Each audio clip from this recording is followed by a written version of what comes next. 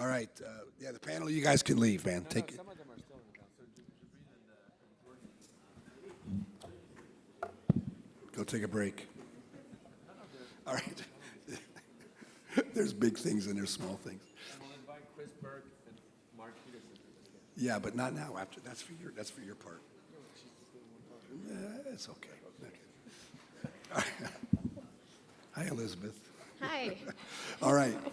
So our next speaker is the hot topic session, which is reoperations after the Ross procedure by Elizabeth Stevens from from Mayo. Now, there's a little bit of a backstory. One of the nails on the coffin for Ross back 15 years ago was the Mayo Clinic series showing how rough and tough the reoperations were. So we'll get a 15-year update. Thanks much. Great. Thank you for the kind invitation. I do not have any disclosures, but I do want to recognize that the clinical data presented within this presentation is largely those of Drs. Tirone, Pochettino, and Schaff, and before I came to Mayo, and appreciate all their help.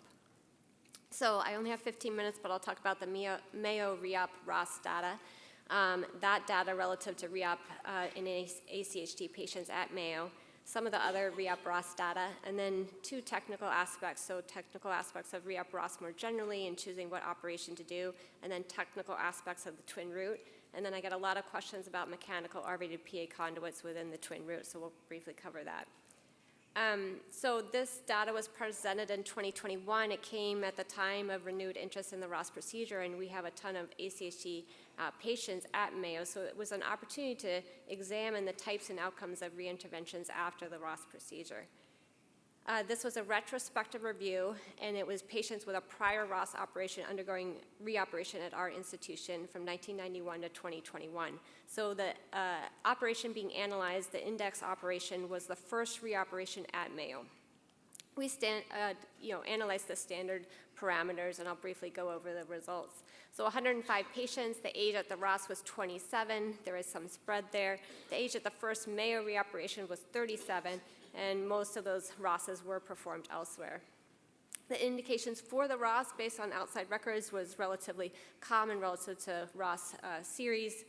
And then there were quite a few reoperations before they came to us. So 32 total procedures. You can see there that some of them are conduits, some are aortic procedures, and a smattering of others.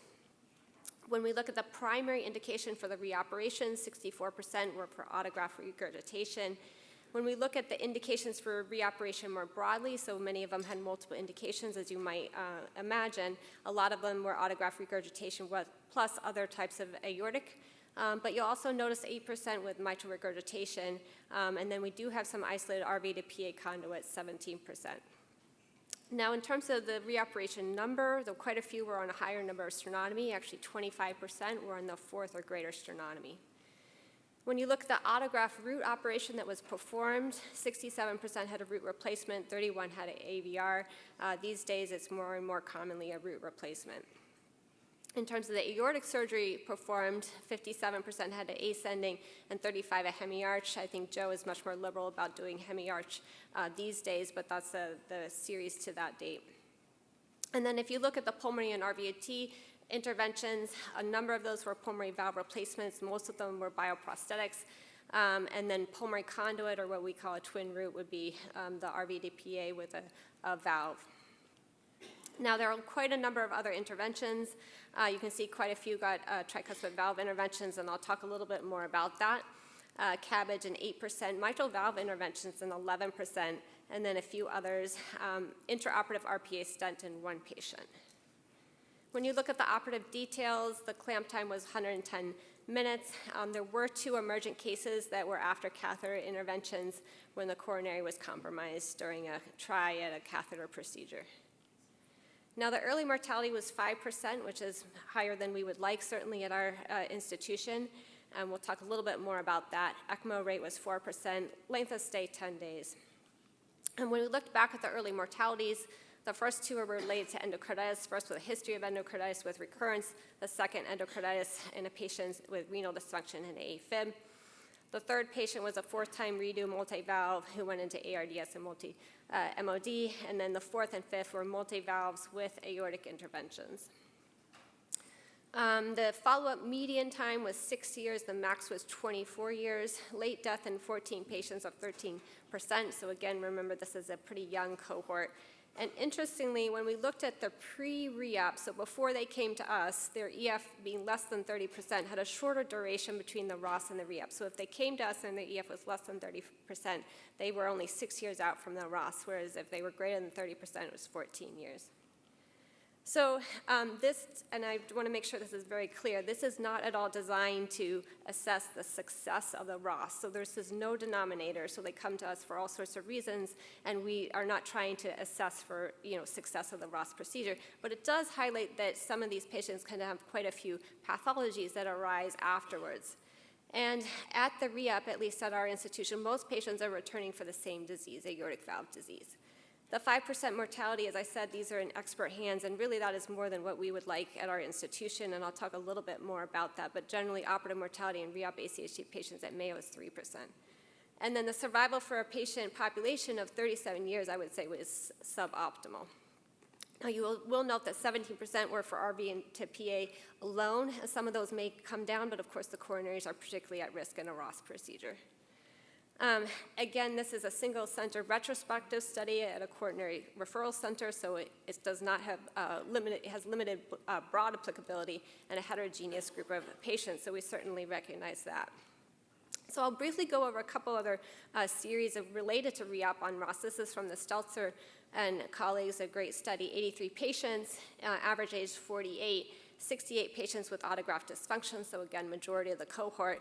22% had 2 previous operations, otherwise hadn't had too many operations. A number of other operations performed at the time of this reoperation, so look at those 24 mitrals as well. And 2% operative mortality, survival 78 years after, at 15 years after the re-op. This other study comes from 2012, a smaller group, 38 patients, and average age was pretty young, 35 years. 32 patients with autograft dysfunction, 3 with endocarditis, and 0% operative mortality. I didn't put in Jabreen's paper, had about 3% operative mortality in re-op, so there are some other data here, but these were 2 ones that I thought worth including here. So one of the questions as I was going through this data and thinking through this was how much does the re-op component, that fact that at least at the Mayo cohort, 25% were on the 4th or greater sternotomy, play into this higher mortality than we would like or than other studies. And this is a great study that our research student Ahmed did, 2,000 patients of ACHD who underwent reoperation at Mayo. The overall early mortality is 3%. You do see a stepwise in that top graph, a stepwise increase in early mortality with sternotomy number, and then you can see the composite outcome does increase. When we did multivariate analysis, actually sternotomy number dropped out. On the far right column is multivariate, the middle column there is univariate.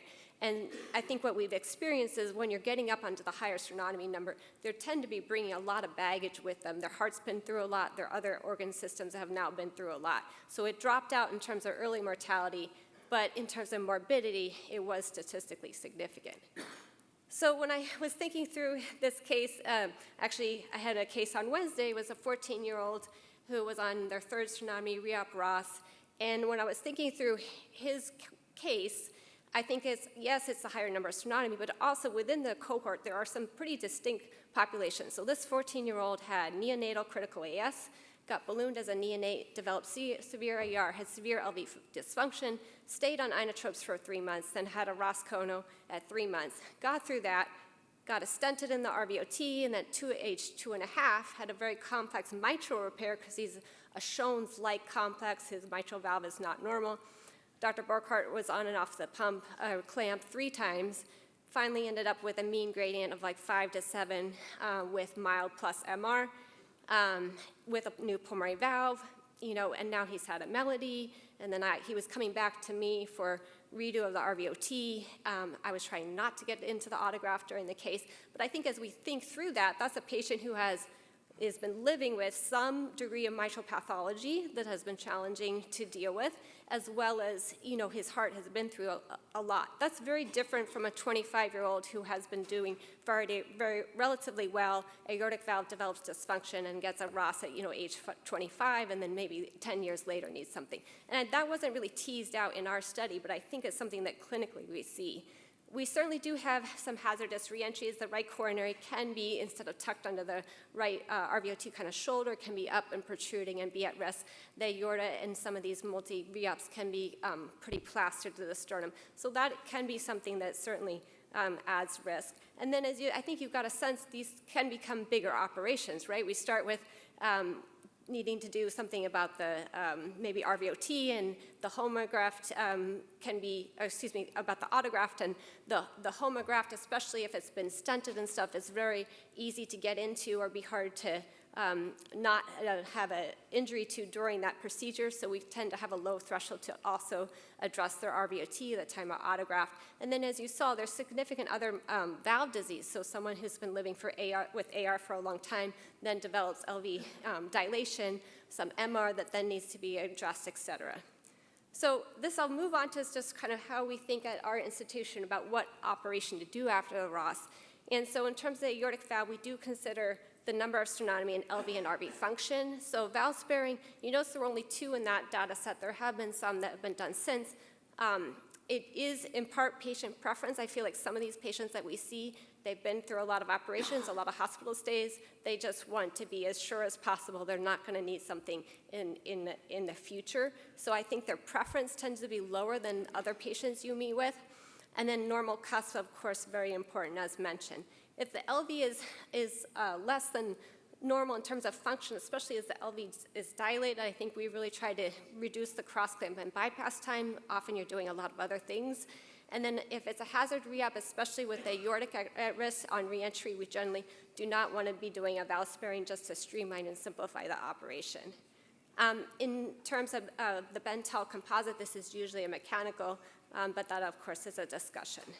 In terms of the RVOT, generally speaking, these patients are, if possible, getting transcatheter interventions, but the coronaries, as you know, are at risk, and many are not amenable to that. So we're using most commonly stented bioprosthetic to allow for valve-in-valve on the right side in the future. This can commonly be done in the homograft if it's not calcified, or we do it as a conduit, which I'll show you. Mechanical is used selectively.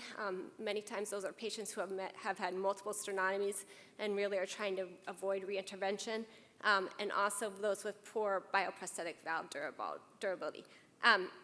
I wanted to mention this here. We have not been doing reverse Rosses at our institution, but certainly this is a great paper and certainly has been reported. A few other things, tricuspid valve repair. So this is something that Dr. Tirone is relatively aggressive with. In his opinion, when these patients are going to have failure of the RVOT, with regurgitation and or stenosis, having a competent tricuspid valve decreases their right heart failure, helps them clinically get through that before their next intervention. So he's more aggressive about doing usually just a quick suture annuloplasty, just takes a couple extra minutes, sometimes a band, but most commonly a suture annuloplasty. Mitral surgery, repair if moderate, more regurgitation, and just looking at that valve carefully because many of them do also by this time have mitral pathology.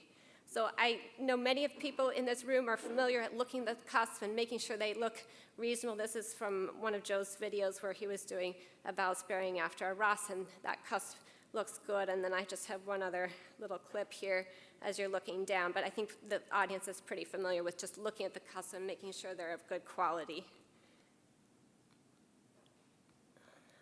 So briefly, this is a techniques paper that you all might find useful, but this is what we call the twin root. So this is often a hemiarch, generally retrograde cerebral perfusion via the SVC cannula, just so you're not sewing against the clamp. And then root replacement, so most commonly that would be a mechanical. And then this is how we do the RVTPA conduit, and you'll see that the valve is relatively high. So just like if we were taught in congenital training that you need to move the pulmonary valve close to the confluence and kind of parallel to the sternum, same idea. This just shows the coronary mobilization can be challenging. Joe likes to put these little pericardial strips on the aorta and the PA to reinforce those suture lines, although I tend not to do that. And this is kind of how it looks when you're done, and we use the term twin root for this procedure. And with the last minute or so, I will briefly talk about, because I get this commonly asked, mechanical pulmonary valves. So this comes from Alex Egby's and his and the group at Mayo. In terms of highlighted in blue, there is mechanical valve. You can see the annual incidence of dysfunction, obviously substantially less than a bioprosthetic. Incidence of reoperation, much, much less. Incidence of bleeding, significant. So this is done as a conduit, so again, you need to put it pretty far out. INR we keep to 2 to 3, and you can get a distal wire past there, and they can get a cath. This shows the gradient over time, so red is mechanical, black is bioprosthetic. I wanted to thank Tyrone in particular, for inspiring the next generation, and 2013, I was an intern, and I had the unfortune to follow you at a plenary session at the AATS in Minneapolis. And Dr. Miller, I was presenting some of the Stanford data, and Dr. Miller thought I should take a beta blocker beforehand, but I was like, my pressure's too low. So it was, but you were so gracious when, the other thing about that was, not only was I directly following Dr. David, there was no break in between. So this huge auditorium was full of people to see Dr. David, and there was no coffee break, so they would all leave. So it was rather terrifying, but you were so gracious. And then even later as a resident, I contacted you. Do you want to do a podcast with me on innovation for the TSRA? And I'm sure you had a gazillion things to do, but you were like, oh yeah, let's do it. And it was a very popular podcast, but your interest in inspiring the rest of us, thank you so very much.